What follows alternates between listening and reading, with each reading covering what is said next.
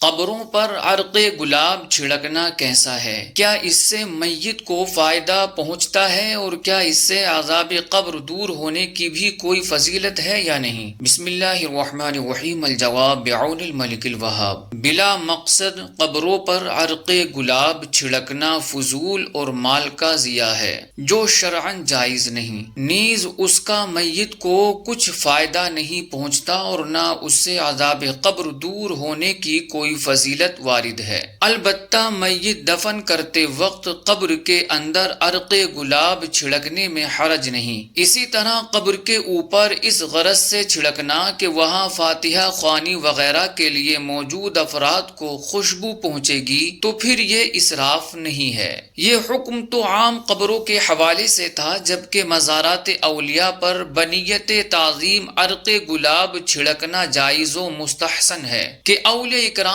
کی تعظیم شعائر اللہ کی تعظیم میں داخل ہے، نیز اس میں زائرین کے لیے بھی نفع ہے کہ انہیں خوشبو پہنچے گی۔ قرآن کریم میں ارشاد باری تعالی ہے وَلَا تُسْرِفُوا إِنَّهُ لَا يُحِبُّ الْمُسْرِفِينَ،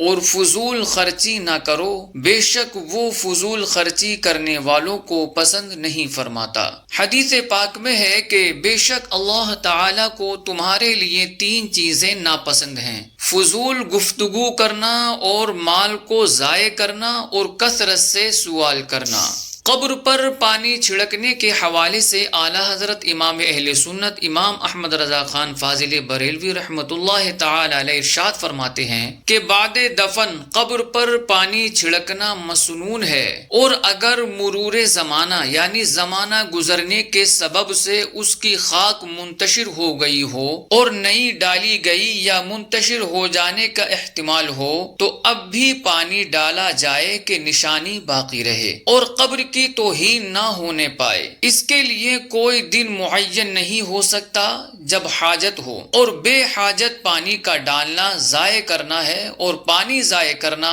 جائز نہیں، اور عاشورہ کی تخصیص محض بے اصل اور بے معنی ہے۔ قبر پر عرق گلاب چھڑکنے کے حوالے سے اعلیٰ حضرت رحمت اللہ تعالی علیہ فرماتے ہیں کہ قبر میں گلاب وقت دفن کے چھڑکنے میں حرج نہیں، اور اوپر چھڑکنا فضول اور مال ضائع کرنا ہے۔ قبر کے پاس فاتحہ خوانی کرنے والے موجود ہوں تو ان کے لیے خوشبو سلگانے کے حوالے سے فتاوی رضویہ شریف میں ہے کہ عود، لوبان وغیرہ کوئی چیز نفس قبر پر رکھ کر جلانے سے احتراز چاہیے، اگرچہ کسی برتن میں ہو، اور قریب قبر سلگا کر اگر وہاں کچھ لوگ بیٹھے ہوں، نہ کوئی تالی یا ذاکر ہو، یعنی نہ ہی تو کوئی قرآن کا تلاوت کرنے والا اور نہ ہی کوئی ذکر اللہ کرنے والا ہو، بلکہ صرف قبر کے لیے جلا کر چلا آئے تو ظاہر منع ہے کہ اسراف اور اضاعت مال ہے، اور اگر بغرض حاضرین وقت فاتحہ خوانی یا تلاوت قرآن مجید و ذکر الہی سلگائیں تو بہتر اور مستحسن ہے۔ اولیاء اکرام کی تعظیم شعائر اللہ کی تعظیم میں داخل ہے، چنانچہ علامہ عبد الغنی نابلسی رحمت اللہ تعالی علیہ لکھتے ہیں کہ اللہ تعالی نے ارشاد فرمایا